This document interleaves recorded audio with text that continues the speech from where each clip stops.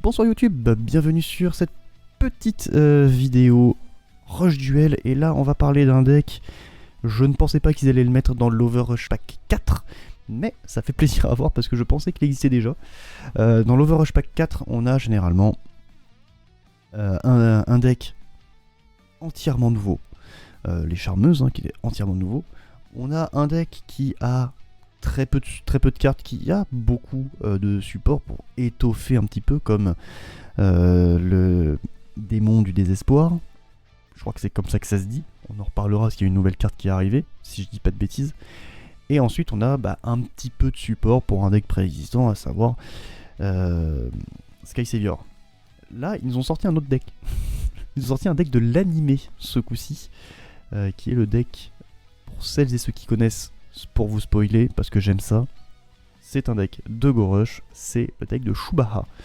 Et pas Chewbacca, attention, même si c'est un petit clin d'œil évident à Star Wars. Mais nous allons commencer par quelque chose de très cool, c'est-à-dire la dernière carte concernant les charmeuses.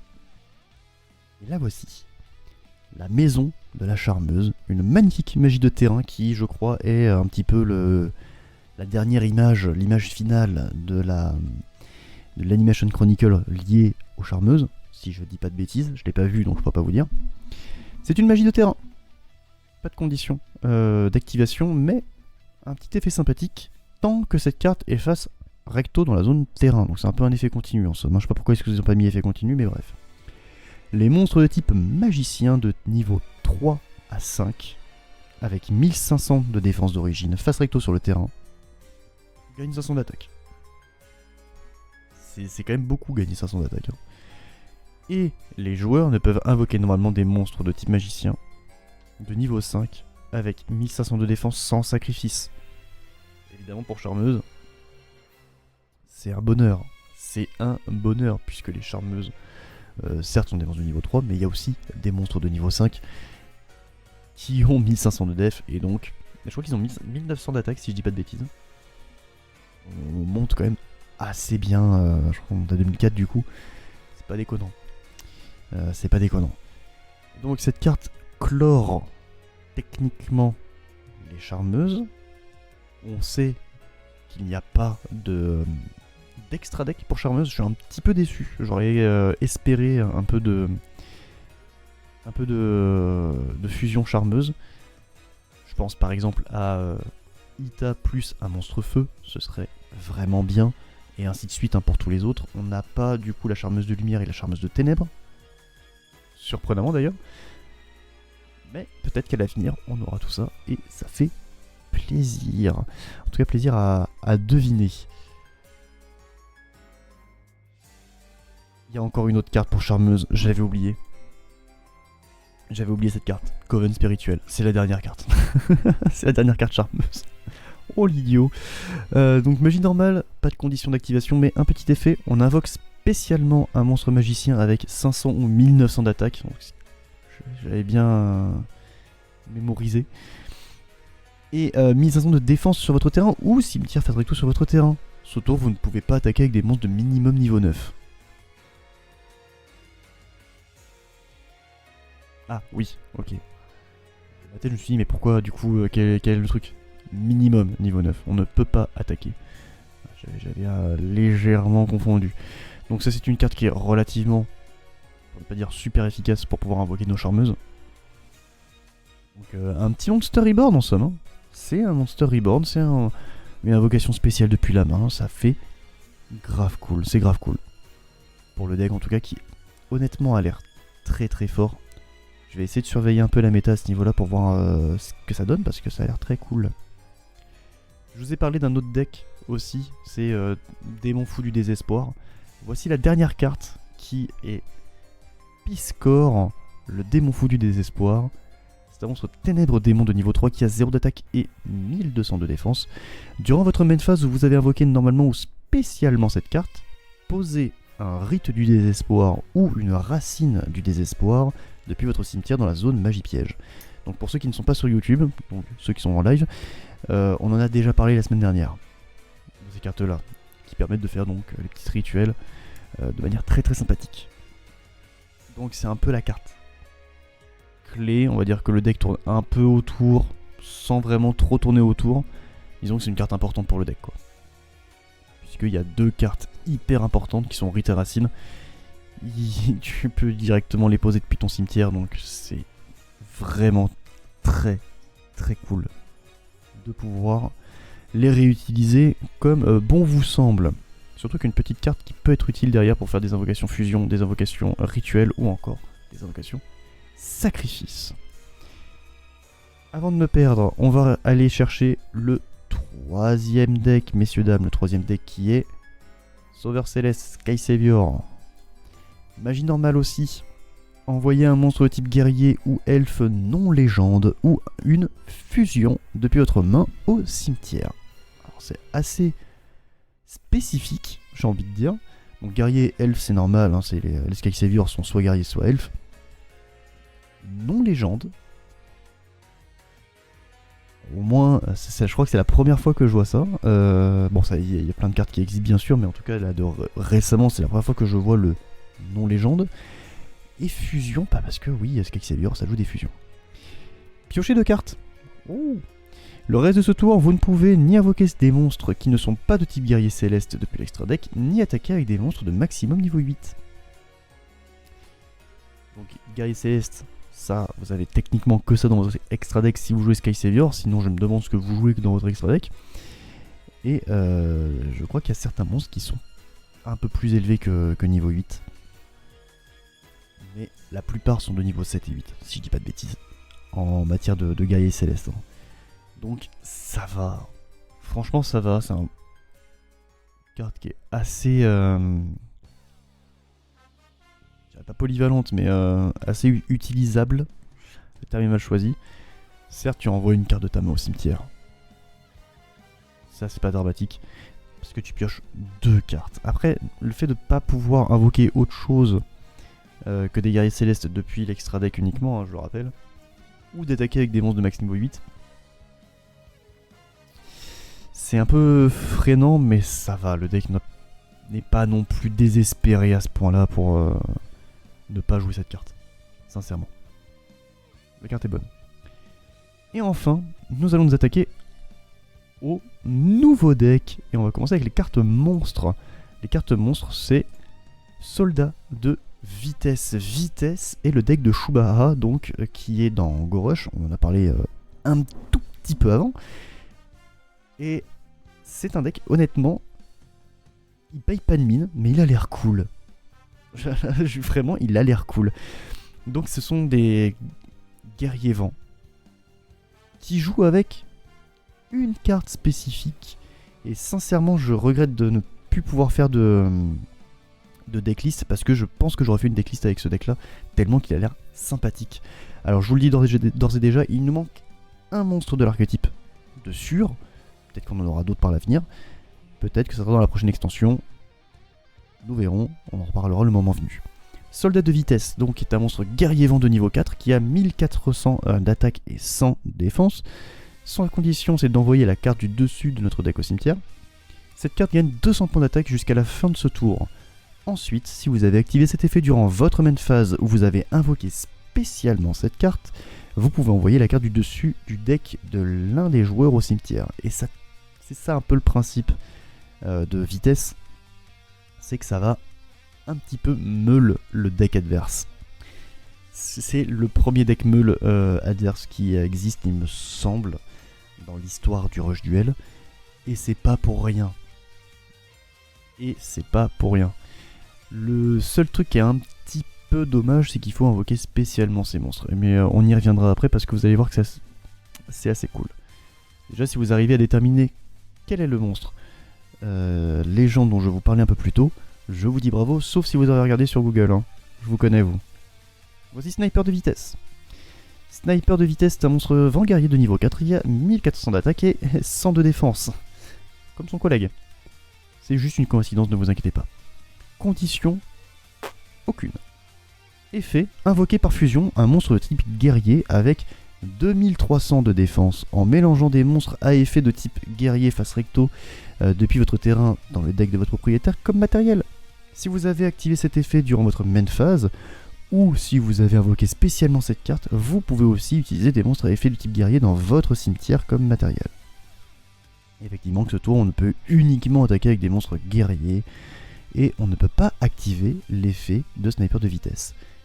C'est une manière de dire que cette carte que cet effet est utilisable qu'une seule fois par tour. C'est malin. C'est très malin de le dire comme ça. Donc, vous avez un indice supplémentaire sur l'identité de notre petit monstre favori, dont on parlait tout à l'heure.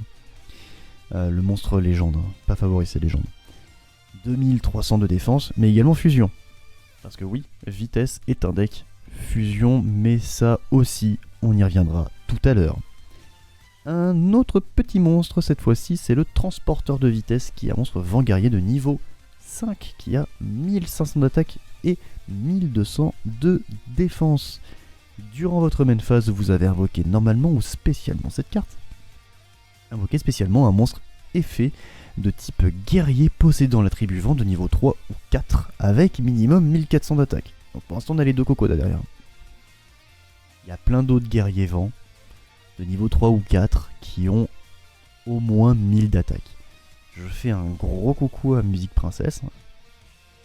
Voilà, ceux qui sont sur Duel Links, vous savez de quoi je parle. Évidemment, l'invocation spéciale est faite depuis le cimetière, face recto sur notre terrain. Ensuite, on peut ajouter une augmentation de vitesse ou un virage de vitesse depuis notre cimetière à la main. Ce tour, on peut utiliser uniquement attaquer avec des monstres de type guerrier. Alors, augmentation et virage, on va en parler un tout petit peu plus tard.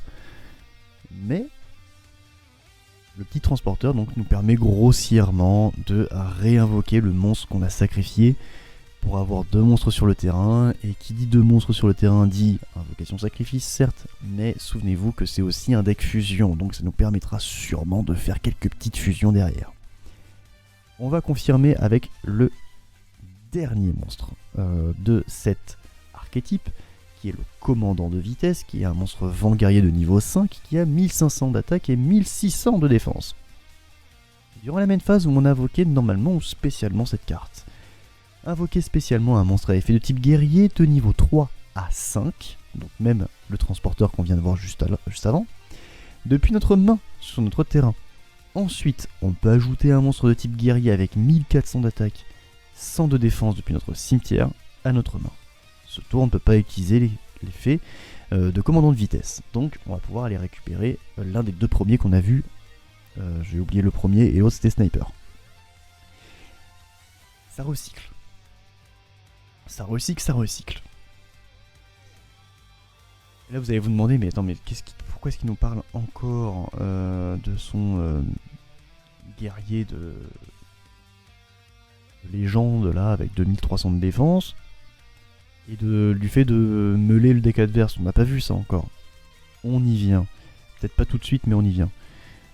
Avec le premier monstre fusion, et c'est là où je suis légèrement perplexe et un peu déçu. Major de vitesse. C'est un monstre vent guerrier fusion de niveau 5 qui a 2000 d'attaque et 2300 de défense. On y vient pour les monstres à 2300 de défense. Pour le coup, il faut sniper de vitesse et un monstre à effet de type guerrier avec maximum 2000 de def. Et c'est là que ça coince. C'est normal. Hein. Franchement, c'est normal de caper à 2000 de défense.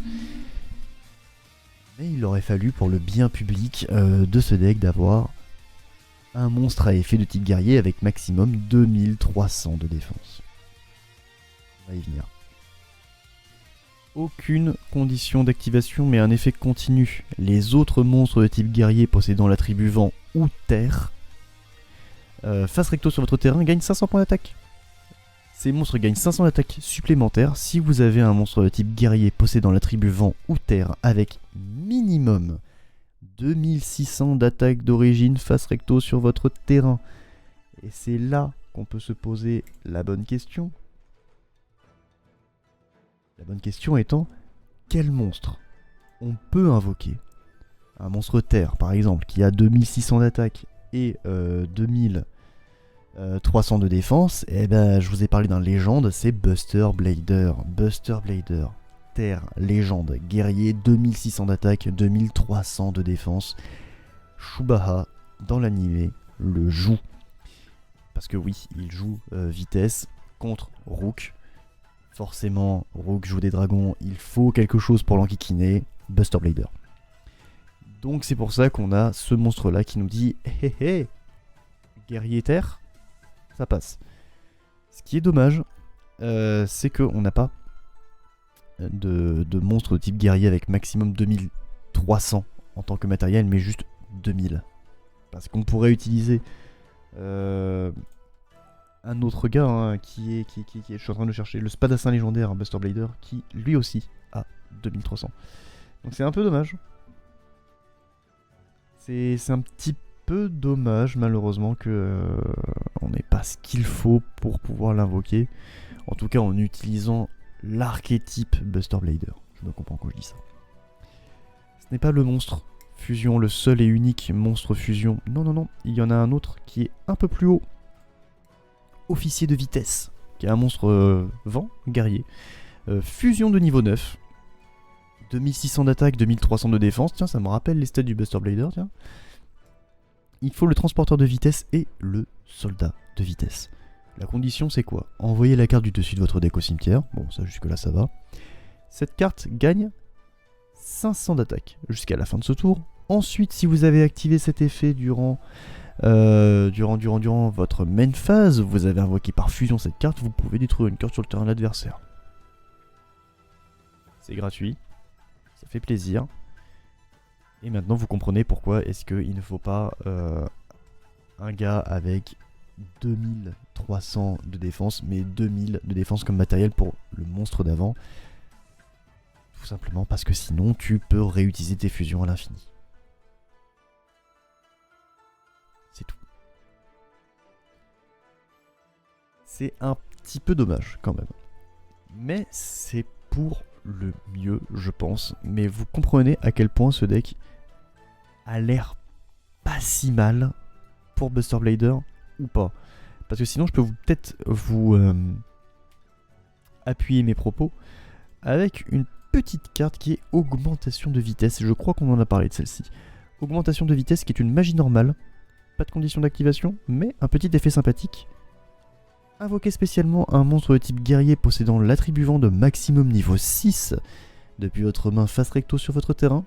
Ensuite, si vous avez minimum 2 monstres guerriers vent face recto sur votre terrain, vous pouvez détruire une magie piège sur le terrain de votre adversaire.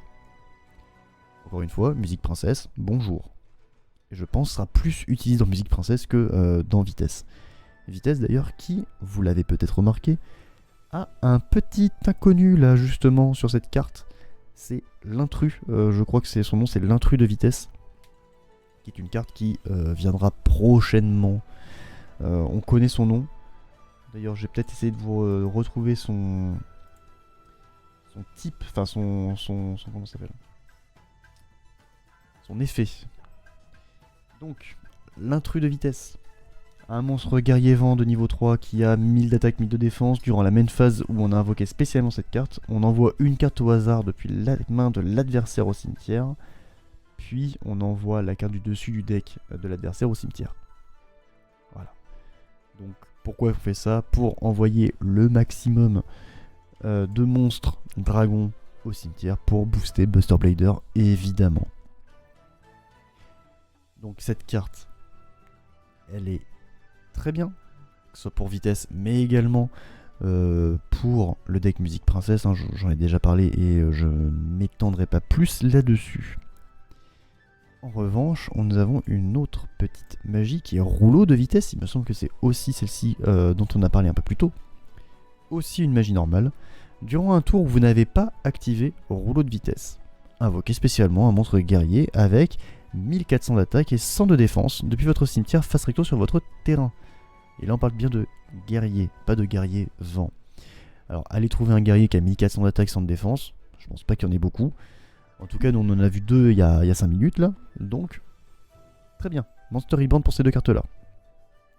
Ensuite, si on n'a pas pioché de cartes durant cette même phase, piochez une carte. Bah, elle est très bien. Elle est juste très bien la carte, moi j'ai rien d'autre à ajouter mis à part de dire qu'elle est très bien. Je sais pas ce que vous en pensez. Mais je pense que c'est une bonne carte pour le deck, qui a l'air assez cool, assez fun à jouer. Et enfin, petite piège, virage de vitesse. C'est virage et rouleau qu'on avait parlé, je crois. Virage de vitesse, qui est magnifique. Piège normal. Lorsque votre adversaire invoque normalement ou spécialement un monstre de minimum niveau 7 face recto. L'avantage, c'est que c'est invocation spéciale aussi. Donc ça passe pour les maximums par exemple, ça passe pour les fusions, ça passe pour les rituels. Invoquer spécialement maximum 2 monstres guerriers vent avec maximum 2000 attaques depuis votre cimetière face recto sur votre terrain. Ça nous permet d'avoir une petite défense. C'est pas si bien, mais ça nous permet d'avoir une petite défense, ce qui est pas si mal. Mais bof. Fallait une piège, on en a une. L'avantage c'est que si l'adversaire, par le plus grand des hasards, arrive à invoquer spécialement un monstre de minimum niveau 7 sur son terrain, durant ton tour, hein. Durant ton tour. Ça reste tout bénef. Hein. Là c'est tout bénef. Quand faudrait-il qu'il y arrive? C'est pour ça que je trouve pas non plus cette carte incroyable, mais elle est pas si mal, on va dire. Pas si mal. Et je crois que en matière de rush duel, c'est tout ce qu'on avait. Ouais, c'est tout ce qu'on avait. Je vérifie parce que je me connais, on sait jamais, sur un malentendu ça peut marcher. Effectivement, c'est la fin du coup des news Rush Duel. Donc, merci d'avoir regardé cette petite vidéo. N'hésitez pas à me dire ce que vous pensez du deck vitesse dans les commentaires, ça m'intéresse évidemment. Si vous voulez venir discuter directement des news, n'hésitez pas à venir nous rejoindre sur Twitch à partir de 20h30 le mercredi uniquement. Ou alors vous allez directement sur Discord, il y a tout qui en avance. Aussi, je vous conseillerais d'aller voir nos petits partenaires commerciaux qui s'affichent à l'écran afin de voir leur contenu tout simplement et de leur faire un coucou de ma part. Je pense que ça leur fera plaisir. En attendant, je vous souhaite une excellente fin de soirée et je vous dis à bientôt pour de nouvelles cartes Rush Duel.